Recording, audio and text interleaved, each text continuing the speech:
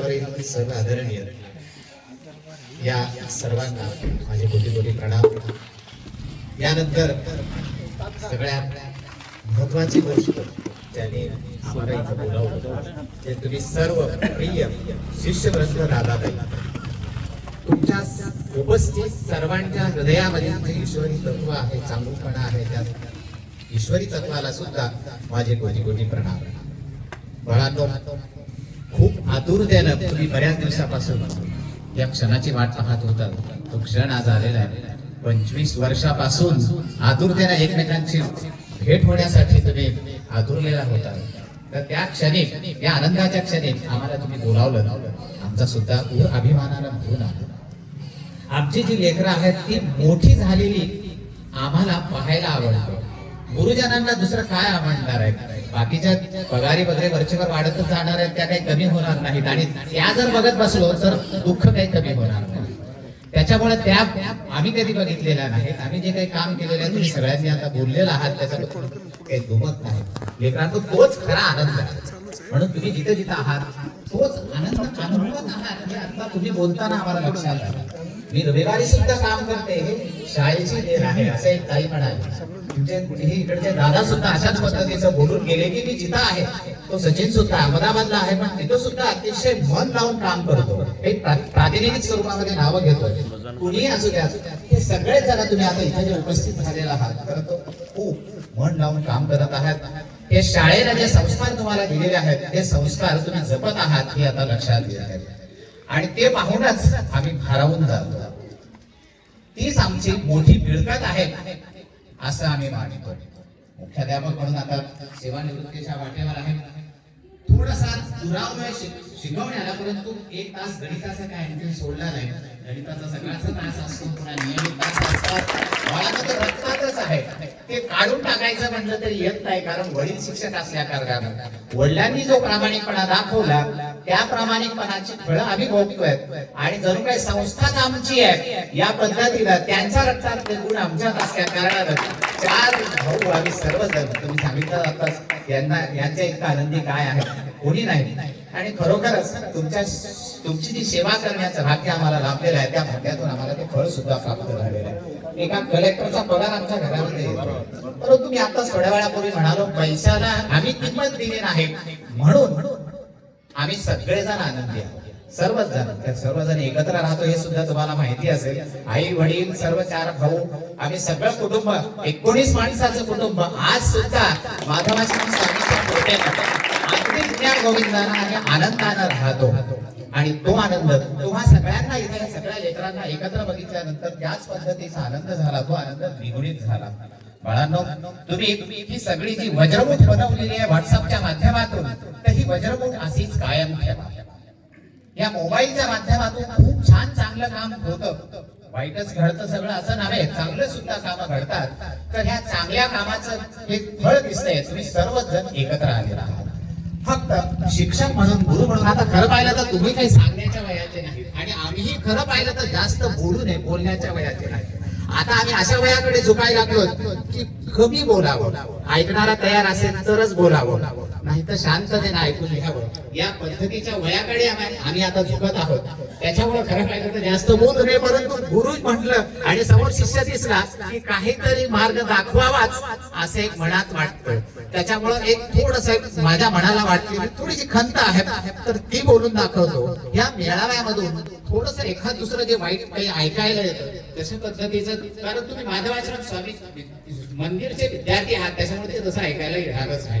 म्हणून आपण जे एकत्र झालो का, तर ते एकत्र झाल्यानंतर मोबाईल हा थोडासा धोकादायक सुद्धा तितकाच आहे। म्हणून जेव्हा आपण भानावर असतो त्याच वेळेला त्याच्यावर जे काही संवाद साधायचा आहे, ज्या वेळेला काही मेसेज पाठवायचा आहे, तर तशा पद्धतीनेच काम करा। ज्या वेळेला भान सुटतं, एखाद्या वेळेला 4 जण असतात एकत्र आणि भानावर नसतात, त्यावेळेला काही जर त्याच्यावरून टाकल्या गेलं तर लेकरांनो त्याचे दुष्परिणाम होणार आहेत, तर ते म्हणजे कधीच भरून नाही निघणार। अनेक त्याच्यामधून उद्ध्वस्त सुद्धा होऊ शकतात. कारण हा थोडासा अनुभव जो आम्ही आता मेळावे आयोजित करायला लागलो आणि व्हायला लागले ते मेळावे, त्याच्यातून एखाद दुसरा आलेला जो असा अनुभव आहे का, तर तो मी तुम्हाला सांगितला. आता हे थोडंसं वाईटही वाटेल एखाद्या वेळेला, आम्ही काही तशा ह्याच्यामध्ये नाही, परंतु थोडं सजग करणं हे गुरुजनांचं काम आहे.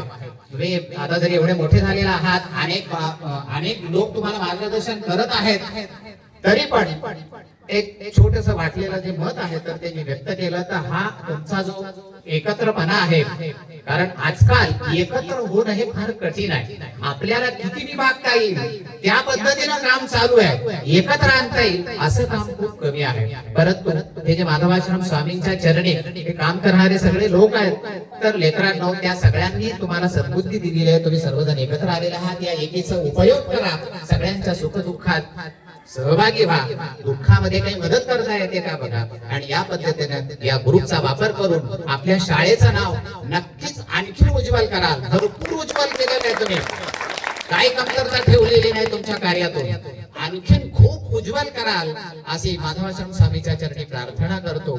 आणि जास्त न बोलता, कारण आदोडे सरांचं भरपूर बोलणं तुम्ही ऐकलेलं आहे, फक्त तुम्ही आतुर झालेला होतात. आदोडे सरांचा आवाज तुमच्या अंतःकरणात ओळखलं की नाही? आदुळे सरांचा त्यावेळेचा जो आवाज आहे का, तर तो आम्हाला पुन्हा एकदा ऐकायचा आहे. याच्यासाठी तुम्ही आतुर झालेला आहात. हा आवाज नको वाटेपर्यंत पुन्हा पुढे जर कानात गेलो तर ते काय माझ्यासाठी बरं राहणार नाही. त्याच्यामुळे ते जास्त, कारण प्रत्येकाच्या पोटातले कावळे, मी ज्या वेळेला ते डायलॉग मारायचो त्यावेळेला तुम्ही समोर असताना मला ऐकू येतात, तसंच तुमच्या पोटातले कावळे आता सुद्धा मला ऐकू यायला लागलेले. म्हणून त्या कावळ्याला जास्त कावकाव न होऊ देतात. तर लेकरांनो, पुन्हा जेव्हा कुठे भेटाल त्यावेळेला फक्त थोडी स्मृती एखाद्या वेळेला कमी झालेली असते, वयाचा दोष असतो, वयाचा भाग असतो तो. तर फक्त समोर आल्यानंतर सर मी ह्या बॅचचा या गावचा विद्यार्थी आहे, खडक्याचा विद्यार्थी आहे असं म्हणून सांगितलं का, तर आम्हाला खूप आनंद वाटेल. आम्हाला दुसरं काही लागत नाही रे लेकरांनो. तुम्ही फक्त येऊन बोललात, भेटलात तर तो खूप आनंद म्हणजे आमच्यासाठी खूप महत्वाचा असतो. आता थोडं कसं झालेलं आहे, एक तप माधवाश्रम स्वामींनी आमच्याकडून सेवा करून घेतली तुमची, आणि 2 तप केदारी महाराजांनी सेवा करून घेतली माझी योगायोगाने मी माझी सेवा सांगतोय.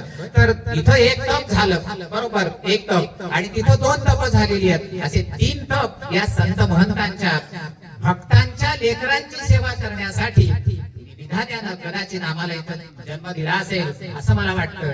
तर हे सगळं काही ईश्वराचे उपकार आहेत. बाकी आम्ही वैयक्तिक असं करावं तसं करावं, हे असं शिकवावं तसं शिकवावं असं काहीच शिकलेलो नाही. ते आतून रक्तातूनच तशा पद्धतीने आलं, आणि जे तुम्ही स्वीकारलं, तुमच्या अंतःकरणाने ते स्वीकारलं, म्हणूनच आज तुम्ही मोठे दिसतायत.